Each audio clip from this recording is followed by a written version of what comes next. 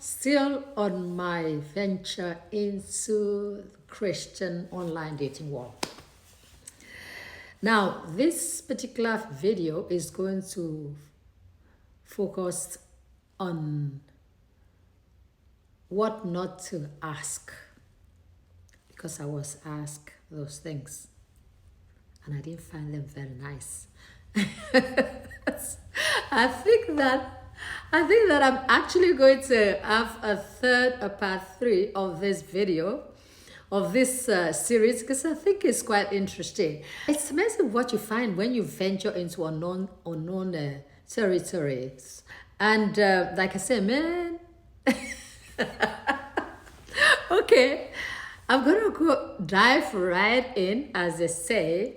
I think that more and more, this is going to be a thing.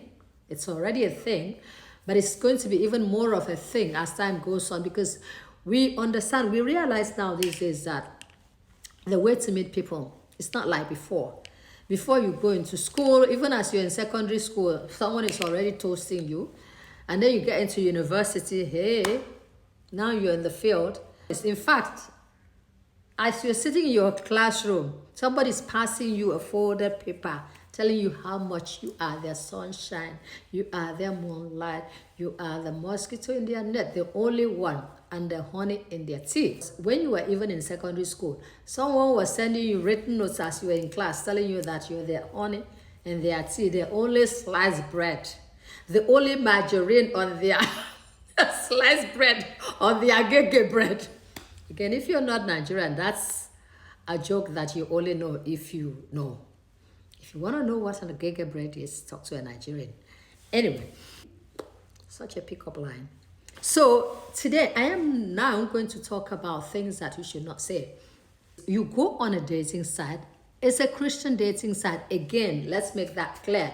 We're talking specifically here about online Christian dating site. So as you go in there, you know what you're looking for. You know who you are. It's like looking into a dairy shop, walking into a dairy supermarket, and you are lactose intolerant, and yet you walk into a dairy shop full lactose. What are you looking for there? So we are talking about Christian online dating here. So anyway, one of the things that I find, the question that I found really weird was, what is Jesus to you? And I was like, okay, first opening, what is Jesus to you? And then it got worse. And I thought, at first I thought, okay, one is trying to feel their way around this new person that potentially could be their missus in the future. Because when you're talking Christian dating, you're not talking about girlfriend, I love you, 2 years later or 1 year later, bye-bye, au revoir, auf Wiedersehen. We are talking about my missus or my mister for life. And so you're meeting someone here who could possibly be your life missus. And then you're asking, what's Jesus to you? So you can excuse that nervousness. And then the next thing is that, what's your testimony? And I'm thinking, okay, I'll tell you all about that later. Let's get to know ourselves a bit more. And it's like, And the next thing was, I had to write them down because I'm not making this up. The next thing was, what kind of Christian are you? And at that point, the naughtiness in me wanted to just kind of come out. And I said, well, I guess one with 2 ears, 1 mouth, 1 nose, 2 eyes. And I think that if I could see this guy, if I were able to see in front of this guy, I would just say that he did not have a single smile. He didn't break a single smile because he just put there, I meant, what kind of Christian are you? And I'm like, okay, honey, I guess I'm being interrogated here. And at that point, I knew this was not my person because, hey, if you're nervous the first time, and then it's a mistake, I see that's nervousness. And the second question is still a little bit, and then I kind of threw in a little bit of a joke there, and you did not even respond to the joke, and you went at me like that. Already that told me you're not my person because, hey, It's a Christian life. God is about excitement. God made all of these exciting things, and I'm sure as He was making them, I'm sure Himself was getting, wow, that's good, because we are told that God made all these things, and He stepped back and looked at them and said, they are good. I'm sure God patted Himself even on the back. I say, God, you did good right there. And so if God can be all about excitement, why are we coming here live? What's your Christian life like? What kind of Christian was Jesus to you? Anyway, and so the next thing that he said was, so what church do you attend?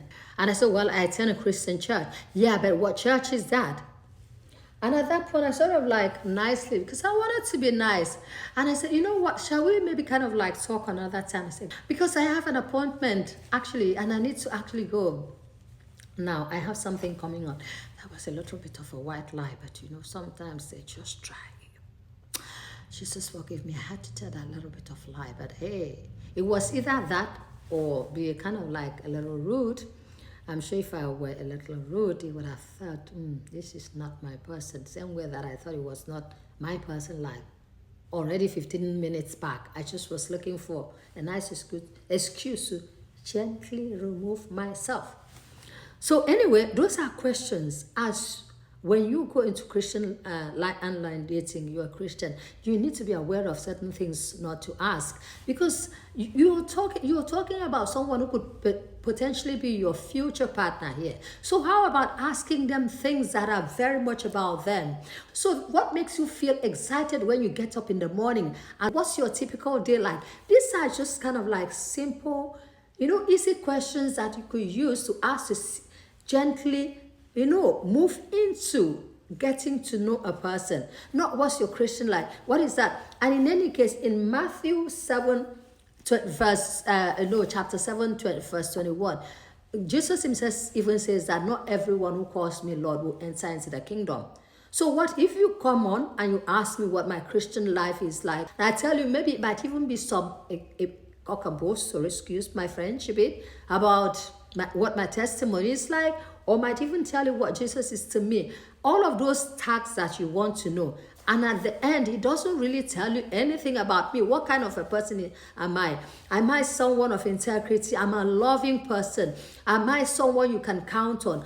Or am I someone who take accountability for their actions? Am I someone who will love your family, who love other people? Am I a generous person? Am I a kind person? What if I answer all of those things and I'm still not a kind, generous, loving, understanding, forgiving person? What about that then? Would that make me a good spouse? I don't think so. On to your part 3, because I think part 3 is coming up. Until then.